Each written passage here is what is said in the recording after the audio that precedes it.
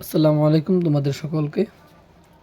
তোমরা যারা নতুন কারিকুলাম আছো তোমাদেরকে প্রথম অধ্যায় নিয়ে, যেটা হচ্ছে বিজ্ঞান অনুসন্ধানী বইয়ের প্রথম অধ্যায় নিয়ে আমরা বেসিক পার্ট অনেকটা আলোচনা করেছি।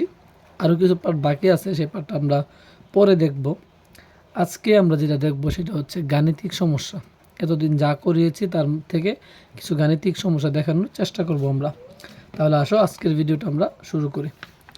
তোমরা যদি লক্ষ্য করো, এখানে বলা হয়েছে যে প্রথম প্রশ্নটার দিকে যদি তাকাও একবার, যে একটি ট্রেন ঘন্টায় 60 কিলোমিটার বেগে চলা অবস্থায়, বুঝবা একটু, একটি ট্রেন ঘন্টায় 60 কিলোমিটার বেগে চলা অবস্থায় ব্রেক কষে 5 centimetre square 5 centimetre S inverse 2 মন্দন সৃষ্টি করা হলো।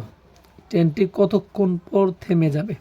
ট্রেনটি কতক্ষণ পর থেমে যাবে? কথাগুলো মনোযোগ সহকারে বুঝবা। আমি তোমাদেরকে একটা কথা বলছিলাম যখন বেসিক পার্ট পড়াই, যখন বলবে কোনো একটা ট্রেন, কোনো একটা গাড়ি বা যেই কোনো কিছু বস্তু চলা অবস্থা থেকে শেষ পর্যন্ত গিয়ে থেমে যাবে, তখন তার শেষ বেগটা কত হয়? শেষ বেগটা কত হয়? 0 হয়। এটা তোমাদেরকে আমি বলছিলাম। ঠিক আছে, তারপর কি বলছে এখানে?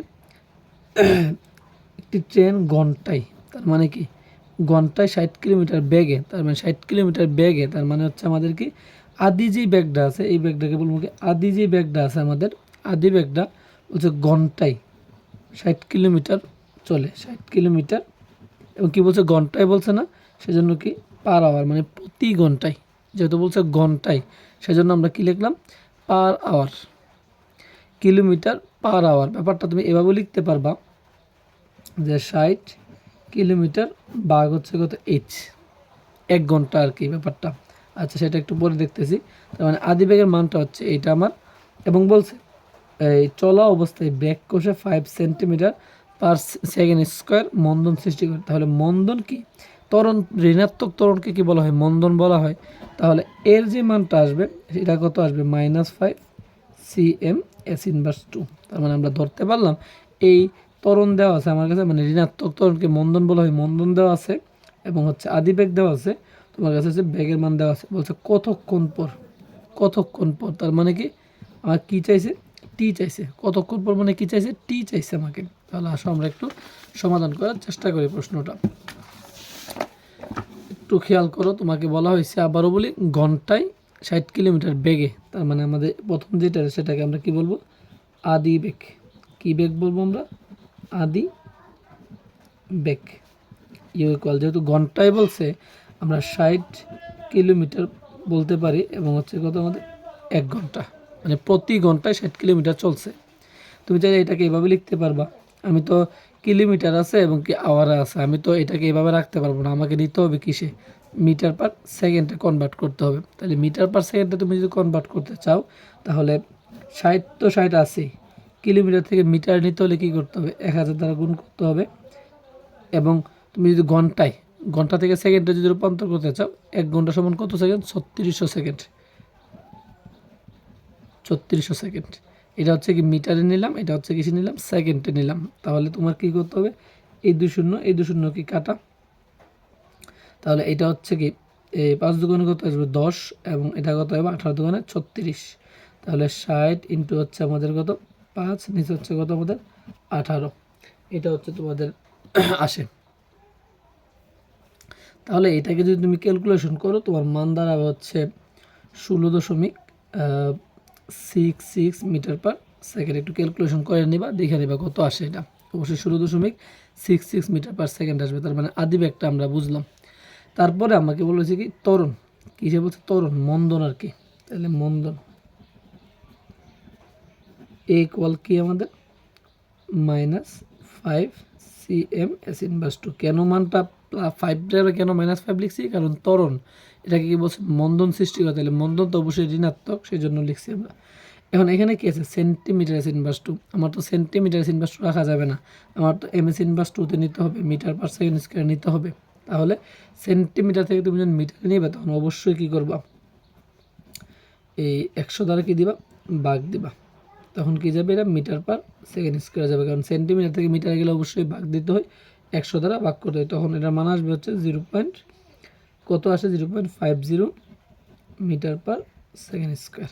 তাহলে ত্বরণও পেয়ে গেলা। তারপর কি বলছে আমার থেমে যাবে, তাহলে যেহেতু থেমে যাবে তাহলে তার শেষ বেগটা কত, তাহলে থেমে গেলে শেষ বেগ হচ্ছে 0 মিটার পার সেকেন্ড। তাহলে বুঝে নিবে এটা হচ্ছে শেষ বেগ। এখন আমাকে বলছে কতক্ষণ পর থেমে যাবে। তুমি লক্ষ্য করো তো তোমার কাছে সম্পর্ক কি আছে, ইউ আছে, এ আছে, ভি আছে।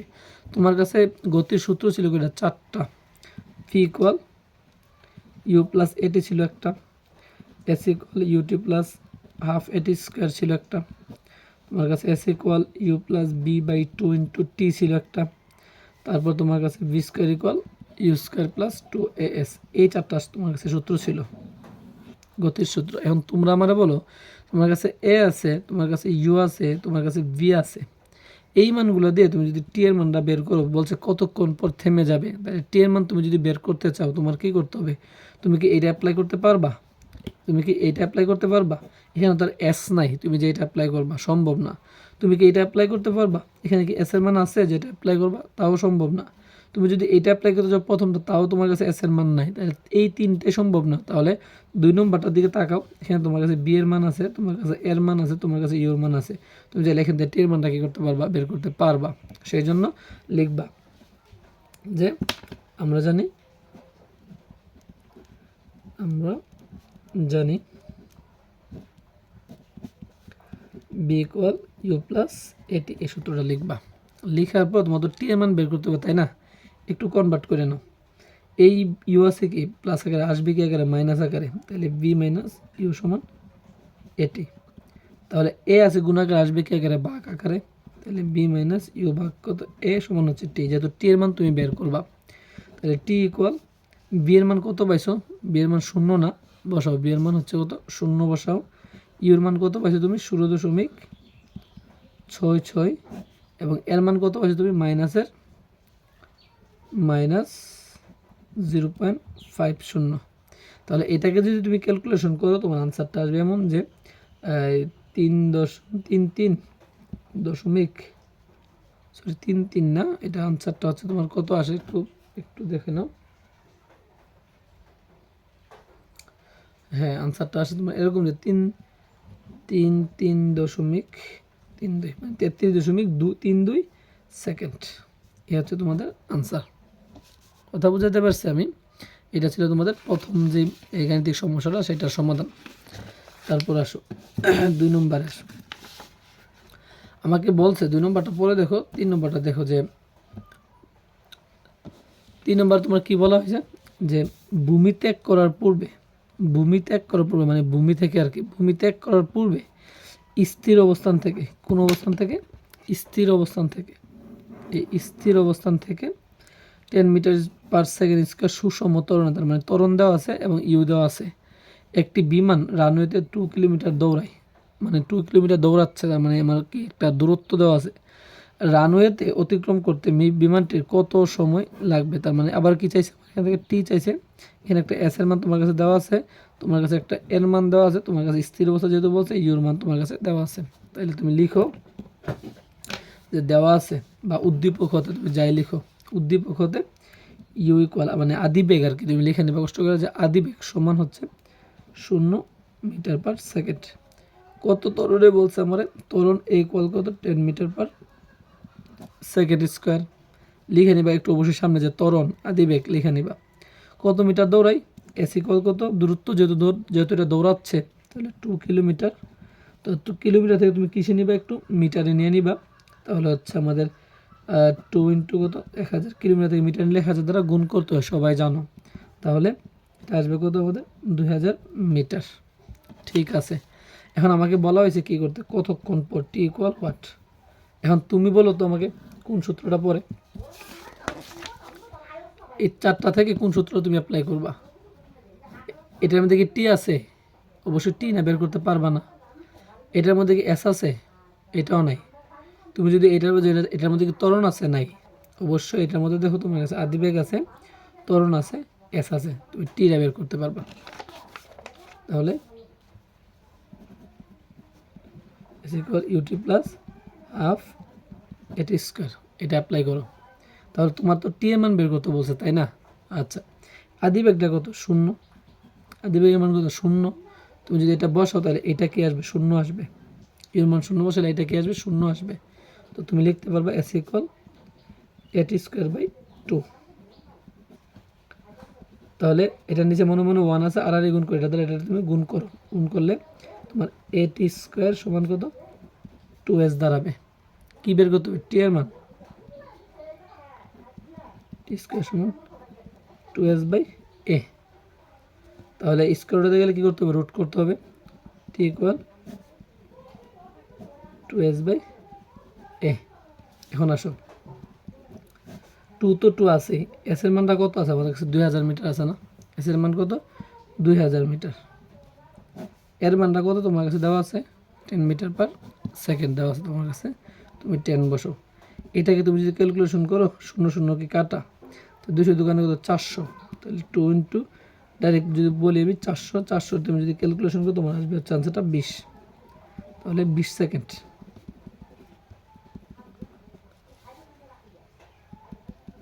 Equal to 20 second. বুঝাইতে পারছি কথা আমি?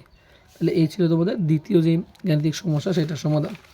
এখন যদি আসো তৃতীয় যে গাণিতিক সমস্যা তোমার দেওয়া আছে, সেটাতে আমাকে বলা হয়েছে এমন যে 150 মিটার উঁচু হতে একটি পাথর ভূমিতে পতিত হয়। মানে উপর থেকে একটা পাথর পতিত হচ্ছে, তার মানে পরন্ত বস্তু সূত্র তোমাকে অ্যাপ্লাই করতে হবে। উপর থেকে যেহেতু পড়তেছে, তাই 150 মিটার উঁচু হতে একটি পাথর ভূমিতে পতিত হয়। ঠিক আছে, মানলাম। তাহলে আমার কাছে এইচ এর মান দেওয়া আছে কত? 150 মিটার। ভূমিতে পৌঁছাতে এর কত সময় লাগবে? মানে ভূমিতে যখন আসবে তখন তার কত সময় লাগবে? তাহলে তুমি একটা সূত্র জানো, যদি একটা বস্তু এই উচ্চতা যদি থাকে, তার উচ্চতাটা হচ্ছে কত আমাদের? 150। এখান থেকে যখন বস্তুটা নিচের দিকে আসবে তখন তার আদিবেগটা কত?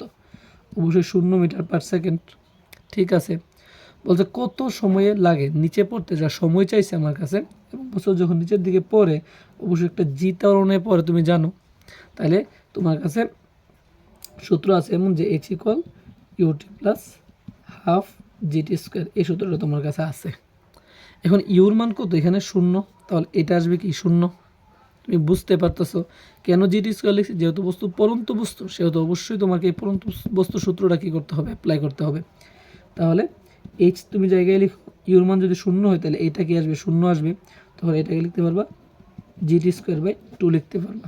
তাহলে আর যদি একটা গুণ করো দাঁড়াবে হচ্ছে জিটি স্কোয়ার সমান কত আমাদের? 2h। টি স্কোয়ার সমান কত? 2h by G. স্কোয়ার উঠাতে গেলে কী করতে হবে? রুট করতে হবে। তাহলে টি ইকুয়াল 2h বাই জি। তাহলে তুমি যে কাজটা করবা, 2 তো 2 আছে, আর এইচ এর মানটা কত? মানে 150, আর জি এর মান কত আমাদের? 9.8। এটা ক্যালকুলেশন করলে তোমার যা আসবে তাই হচ্ছে কি আমাদের আনসার। মানে বলছে কতক্ষণ পর ভূমিতে পতিত হইব, তাহলে টি সেকেন্ড, মানে টি এর যে মানটা আসবো এই এত সেকেন্ড পরে কী হবে? ভূমিতে পতিত হবে। ঠিক আছে, এটা পারবা। ভূমি স্পর্শ করার মুহূর্তে এর বেগ কত? ভূমিটা যখন স্পর্শ করবো তখন তার বেগটা কত? দেখো, ভূমি স্পর্শ করার মুহূর্তে যখন বেগ বলছে, বস্তু তো অবশ্যই নিচে, অবশ্যই এই উপর থেকে নিচের দিকে পড়বে। তাহলে বস্তুটা এখান থেকে যখন এখানে আসবে, এই মুহূর্তে তার এই বেগটা কত বলছে আমার এই মুহূর্তে, তখন তুমি সূত্র জানো, উপর থেকে যেহেতু পড়বে তাহলে V equal you plus GT. এই সূত্রটা তোমরা জানো সবাই। তাহলে এই ভূমি মানে পড়ন্ত অবস্থায় তার সময়টা কত লাগবে, মানে সরি এই কত বেগে সে এই ভূমির স্পর্শ মুহূর্তে তার শেষ বেগটা কত, তোমাকে প্রশ্ন করা হয়েছে। তুমি লক্ষ্য করছো এখান থেকে বস্তু এখানে আসতে তার সময় লাগতেছে কত? এর আগের মধ্যে মনে হয় 5 পয়েন্ট কত আসে? 53 সেকেন্ড আসে, এরকম একটা সময় তোমাদের আসে। তাহলে V equal you plus GT তুমি জানো। তাহলে বি ইকুয়াল ইউর মান তো 0, এখান থেকে 0, আর জি এর মান 9.8, আর টি এর মানটা কত আমরা জানি, এই যে 5.53 পাইছি না আমরা, 5.53 বসো। এটাকে ক্যালকুলেশন করলে তোমার আনসারটা দাঁড়াবে 54.2 মিটার পার সেকেন্ড। তাহলে ভূমি স্পর্শ করার মুহূর্তে তোমার যে বেগটা সেটা হচ্ছে 54.2 মিটার পার সেকেন্ড। তাহলে এই ছিল তোমাদের গাণিতিক সমস্যা। আমরা নেক্সট ভিডিওতে চেষ্টা করব আরও যে গাণিতিক সমস্যা দেখার জন্য। প্রত্যেকটা সূত্র দিয়ে আমরা গাণিতিক সমস্যা দেখার চেষ্টা করব। ধন্যবাদ সকলকে।